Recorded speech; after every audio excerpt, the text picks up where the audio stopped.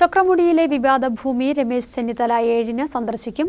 ചക്രമുടിയിലെ കയ്യേറ്റം മാത്രം അന്വേഷിക്കാതെ ഒറ്റമരം മുതൽ ഗ്യാപ് റോഡ് വരെയുള്ള കയ്യേറ്റം അന്വേഷിക്കണമെന്ന് കോൺഗ്രസ്. കയ്യേറ്റം നടത്തിയത് ഭരണകക്ഷിയിലെ ആളുകളാണെന്നും ആരോപണം. കയ്യേറ്റം നടത്തുന്ന ഇടതുപക്ഷം തന്നെ ഭൂമി സംരക്ഷിക്കണമെന്നാവശ്യപ്പെട്ട് സമരം നടത്തുകയാണെന്നും കോൺഗ്രസ് ആരോപിച്ചു.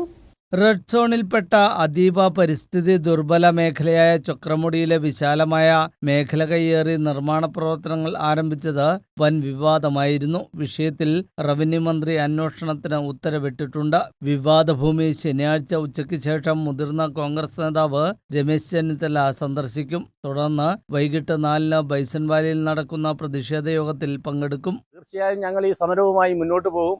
പാർട്ടി ബൈസൺ വാലി മണ്ഡലം കമ്മിറ്റി പാർട്ടി നേതൃത്വവുമായി കൂട്ടായി ആലോചിച്ച് നേതൃത്വത്തിൻ്റെ അനുമതിയോടും സമ്മതത്തോടും കൂടിയാണ് ഞങ്ങൾ ഈ സമരരംഗത്ത് നിൽക്കുന്നത്.